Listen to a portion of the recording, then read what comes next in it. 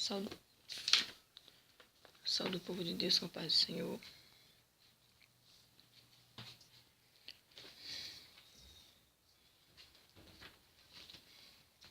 Irei ler aqui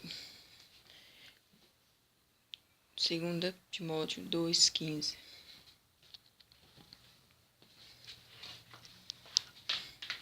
Procura apresentar-te a Deus aprovado como um obreiro que não tem de se envergonhar, que maneja bem a palavra da verdade. O obreiro aprovado por Deus tem as marcas do Senhor Jesus Cristo. Leitura diária. Paulo ensina como tratar o homem herege. O discípulo de Jesus é sal da terra e luz do mundo. O obreiro deve ter uma conduta irrepreensível, companheiro dos que guardam os preceitos de Deus. O Senhor está falando sobre companheirismo, que nós vamos ter companheirismo com os outros dentro da igreja, de que o obreiro do Senhor deve fugir. A explicação da parábola do trigo e do joio. Introdução. Na lição de hoje estudaremos alguns temas importantes que são relatados no segundo capítulo da segunda carta de Paulo a Timóteo. Paulo fala além do que vimos, a leitura bíblica em classe a respeito do obreiro aprovado e dos vasos de honra na casa do Senhor. Ele faz um contraste com os falsos mestres que tanto prejudicaram a obra do Senhor em Éfeso. Que sejamos sempre vasos de honra, servindo ao Senhor com amor e zelo, a fim de que muitas vidas sejam ganhas para o reino e que sua igreja seja edificada. Obreiro aprovado por Deus. Prego e ensino sem engano. Paulo nunca usou de engano em suas pregações, diferente de alguns falsos mestres de sua época que pregavam ensinamentos com argumentos falsos e logro. É preciso ter muito cuidado com os lobos vestidos de ovelha, que andam a enganar os crentes incautos, sob a capa de muitos espirituais. Paulo exortava a igreja através da mensagem do Evangelho, mostrando-lhe a verdade desconhecidas. Para os novos crentes, ele tornou conhecido o mistério de Deus. Paulo era um líder zeloso que levava a mensagem de modo claro, obedecendo à revelação que recebera do Senhor.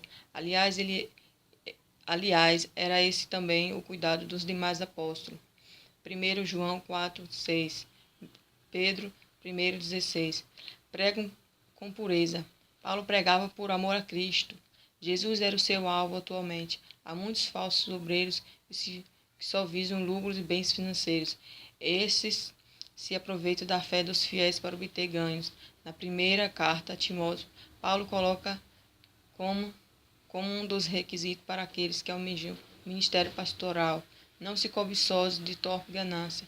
Pedro também exortou que o obreiro deve apacentar o rebanho do Senhor, tendo cuidado dele, não por força, mas por voluntariamente, nem por torpe ganância.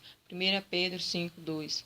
O obreiro aprovado não visa lucro material, pois sabe que a sua recompensa vem do Senhor. Nunca busca a glória de homens, e nunca buscamos glória dos homens. Quando Paulo estava com Tessalonicenses, ele afirmou que não buscou elogio deles. Felizmente, muitos buscam glória para si. Eles são motivados por elogios e bajulações. Isso é um perigo para o ministério pastoral e para qualquer servo ou serva de Deus. Tem pregadores e mestres que não aceitam convite para falar para um pequeno auditório. Só se sente bem se estiverem diante de grandes plateias, pois querem ser vistos pelos homens e não abençoar as pessoas. O obreiro aprovado pelo Senhor busca apontar tão somente o Senhor e não ele mesmo. Vasos de honra. Está falando sobre dois tipos de vasos. Aqui é o vaso de honra. Paulo estava preocupado com a situação confusa que prevalecia na igreja em Éfeso. Ele não usava a analogia dos vasos para mostrar que na igreja existem pessoas sinceras e obedientes aos ensinos de Cristo. Vasos de honra, esses adornavam a casa de Deus com a sua santidade de pureza. Deus desejava usar esse tipo de vaso limpo, sem contaminação. Tem você sido um vaso de honra na casa do Senhor?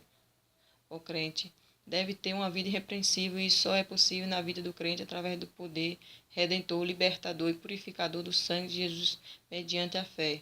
Vaso de desonra. Está falando sobre o vaso de desonra. Quem são estes? Paulo estava se referindo aos falsos mestres Hermineu e Filito 2:17. Himeneu também foi mencionado em 1 Timóteo. Podemos igualmente afirmar que são os crentes infiéis que causam problemas e escândalo na casa do Senhor. Os vasos de honra são o trigo e os vasos de desonra são o joio, aquele que se referiu a Jesus. Mateus 13, 24 e 30, versículo 30. Rejeitando as decisões e questões loucas. Rejeitando as questões e rejeitando as questões loucas. O que eram as questões loucas? Eram as questões levantadas pelos falsos mestres que traziam confusão e não edificavam ninguém. O Senhor está dizendo que a confusão que está no meio do povo não está trazendo edificação para a igreja. O obreiro deve rejeitar questionamentos que não edificam. O Senhor quer dizer que é para o seu povo rejeitar as questões que não trazem edificação para o seu povo.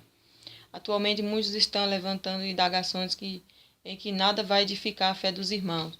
Outros ainda estão cometendo o terrível pecado de adicionar, subtrair e modificar parte das Escrituras. A palavra de Deus é completa e infalível e não precisa de qualquer acréscimo ou revisões em seu conteúdo e mensagem. Há em nossos dias diversas novas teologias que precisam ser combatidas pela liderança, pois agridem diretamente a mensagem bíblica. Não entrando em contenda, e ao servo do Senhor não convém contender, mas sim ser manso para com todos aptos para ensinar e sofredor. Paulo exorta Timóteo a fim de que ele não contendesse com os falsos mestres, pois brigas e discussões são obra de carne e envergonham a igreja do Senhor. Uma pessoa espiritualmente cega não pode ser convencida de seus erros pela força. Pregamos, ensinamos, mas só o Espírito Santo pode convencer dos seus erros. Na administração da igreja, por vezes surge conflito de ordens espirituais e doutrinárias. Por isso, os líderes precisam de preparo bíblico e teológico. Como obreiros aprovados, devem se conduzir ao rebanho do Senhor.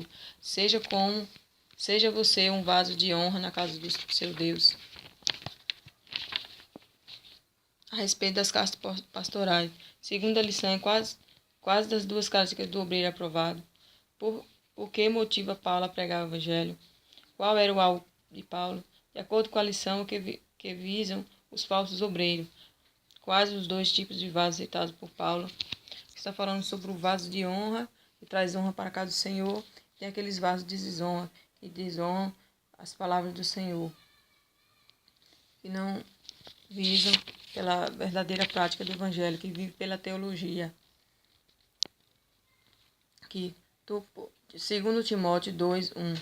Tu, pois, meu filho, fortifica-te na graça que há em Cristo, e o que de mim entre muitas testemunhas ouviste, confia aos homens fiéis que sejam idôneos por também ensinar os outros. Está dizendo que os homens idôneos devem ensinar os outros. Sofre, pois, comigo essas aflições como um bom soldado de Jesus Cristo. Ninguém que milita se embaraça com o negócio desta vida, a fim de agradar aquele que alistou para a guerra. E se alguém também milita, não é coroado se não militar legitimamente. O lavrador que trabalha deve ser o primeiro a gozar dos frutos. Considera o que digno, porque o Senhor te dará entendimento em tudo. Lembra-te que Jesus Cristo, que é da descendência de Davi, ressuscitou dos mortos segundo o Evangelho. Pelo que sofre trabalhos e até prisões como um malfeitor, mas a palavra de Deus não está presa.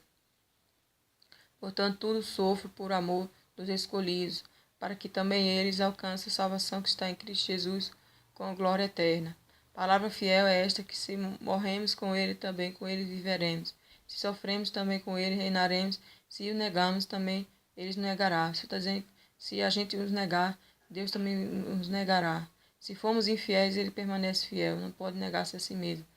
Traze estas coisas à memória, ordenando-lhe diante do Senhor que não tenha contenda de palavras, que para não aproveite e são para a prevenção dos ouvintes. Você está dizendo que é para a igreja não ficar contendendo contra o servo do Senhor, sobre os profetas, sobre os pastores, os missionários. Procura apresentar-te a Deus aprovado como obreiro que não tem de se envergonhar e maneja bem a palavra da verdade. Mas evite os falatórios profanos, porque produzirão maior impiedade, e a palavra desse roerá como gangrena, entre os quais são Emineu e Fileto, os quais se desviaram da verdade, dizendo que a ressurreição era já feita, perverteram-se a fé de alguns. Está dizendo que alguns que estão no meio do povo de Deus que se desviaram da fé, estão agindo pelas obras da carne, que não estão agindo no Espírito, estão agindo pelas obras da carne. Que nós não devemos militar nas obras das carnes, mas que nós devemos militar no do Espírito Santo, nos dons do Espírito Santo, não nas obras da carne. E aqueles que militam contra as obras da carne não podem agradar o Senhor, mas aqueles que militam pelo dom do Espírito Santo agrada ao Pai. Assim, deixa assim essa palavra para a igreja, em Cristo Jesus. Amém.